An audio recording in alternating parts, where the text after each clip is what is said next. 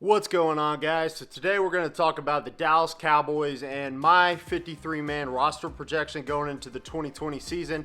Now I have the list I made right here, so I'm just going to go down by position, read the list, give the number of players at each position, and then I'm probably going to analyze it just a little, a couple positions here and there, why I chose these guys to make the roster, and etc. So I'm going to go and get started. Okay, so quarterback, I have us going into the season with two quarterbacks this year, and that's why. Obviously, it's Dakota Rain Prescott as the starting quarterback and Andy Dalton as his backup. Now, we could go the Clayton Thorson route and have that third quarterback there. We used to have, gosh, I can't think of the guy's name now. But anyways, I don't really see what value Clayton Thorson brings to the table unless he's super impressive in training camp. Obviously, I'm not there, so I can't really speak on that. Haven't heard much about him. Unfortunately, without having a preseason, Ben DiNucci doesn't really get a chance to show other teams much. So it's good for the Cowboys because it means we could probably get away with keeping him on the roster spot, even if he's killing it in training camp. So we're going to go to running back, and I have Zeke, obviously. I have Tony Pollard and Shewo. I got to look again. Owen Alua.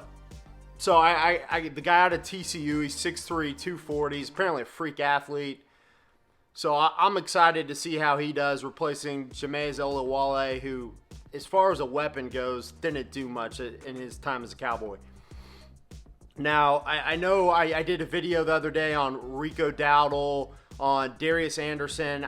I would like to see Rico Dowdle step up and make the roster, but I really don't see us going into the season with more than the three running backs, really two running backs and a fullback. Now, wide receivers, the obvious ones are Amari Cooper, Cedarius Lamb, and Michael Gallup, but then it gets a little tougher from there. I know Cedric Wilson's really talented. We drafted him. I think he's been impressing a lot in training camp, so I think he's basically a lock at this point to make the roster.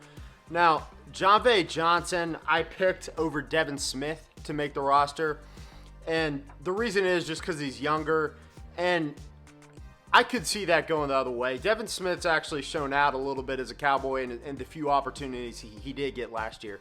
So, it wouldn't surprise me one way or another. I picked the younger Jon'Vea Johnson, who's a similar player, also a speedster. Now, the last one is Vintel Bryant. And again, we could go Noah Brown, so I'm leaving Noah Brown off the roster. But with what Bryant brings to special teams, and the fact that I think he's a really good route runner, he has good hands, and he's a big guy, 6'3", 205, I can really see him making the roster as a lock. So that's 6 receivers. Tight end position, I think, is the easiest position to assess. Obviously, something can change, but I'm not watching the 4-string guys at training camp, so I don't really know how they're doing, like the Cole guy and all those guys. I picked Blake Jarwin, obviously. Dalton Schultz is the backup, and Blake Bell's 3rd-string potential backup. So that's 3 tight ends going into the roster. Offensive lineman was pretty tough for me. I definitely left a couple names out. Tyron Smith, obviously starting at left tackle. Connor Williams starting at left guard. Joe Looney starting at center. Zach Martin, the Pro Bowler, starting at right guard. And La'el Collins starting at right tackle. Let's hope all 5 of them go into the season healthy. I know Collins has had the injury issues and the car wreck. Luckily, that didn't go bad for him. So I'm happy that he came out of that fairly unscathed. Tyron Smith's also had the history of back issues, and I think this injury he had the other day was completely unrelated. I haven't heard too many details about it. I think it was like something with his leg, like hamstring or something. I'm not going to speculate on that. Let's see. So the backups, I picked Brandon Knight, who's more of a right tackle, I believe, but I have him kind of as swing tackle.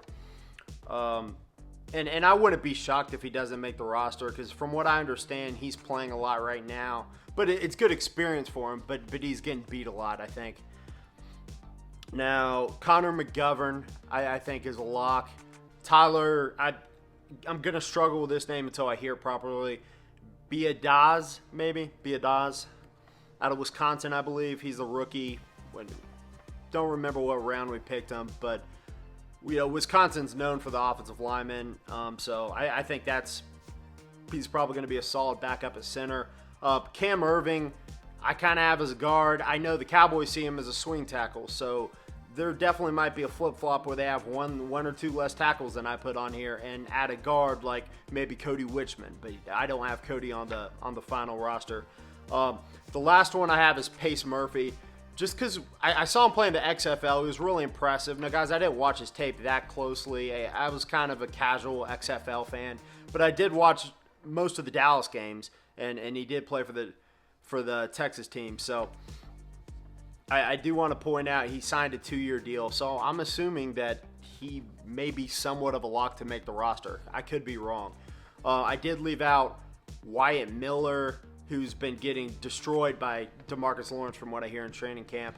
I left out Mitch Wyatt, and there's definitely one other guy I left out, and I'm just not coming. Oh, Adam Redmond, and I think he's mostly a center. Maybe he could play guard too, and maybe that'll get him a roster spot. Not too sure, but I'm thinking Tyler Diabaz takes that spot away from Redmond this season. So that's 10 offensive linemen. And let's see, the final count for the offense is 10, 13, 19, 22. So I have 24 players, I believe, out of the 53 on offense.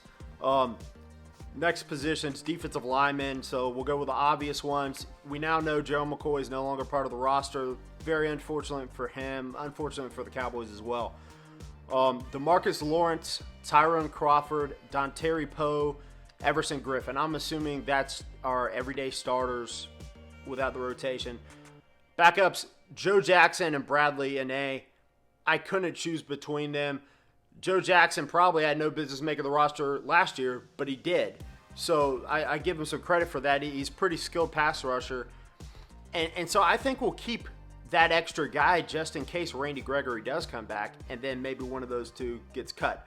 Bradley Anae, another name I don't know if I'm saying properly, but he's been impressing a lot in training camp. He's been getting to the quarterback.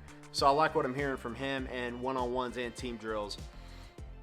So like I said, one of those two could end up getting cut if Randy Gregory gets reinstated, which I do hope he gets reinstated. He absolutely should be. Now, Alden Smith's obvious. Tristan Hill, who I keep hearing good things about all of a sudden. I think he's a lock at this point because we really need him. We need the depth at defensive tackle. Neville Gallimore, Antoine Woods, and Dorrance Armstrong. Again, Dorrance Armstrong, maybe he's the one that has to show out. Maybe he could potentially be the guy left out. I'm trying to think of what round he was drafted last year. I can't think off the top of my head. But linebackers, this is the big position where I left out a guy I really didn't want to leave out. But I didn't think we needed the extra depth at linebacker. I preferred the depth at defensive end, defensive tackle. So Sean Lee's pretty, he's obvious. Jalen Smith playing on the outside now. Leighton Vander Esch playing in the middle, which I'm excited about in pass coverage. Joe Thomas, I think, is definitely a lock. And between Luke Gifford and Justin March, I went with Luke Gifford.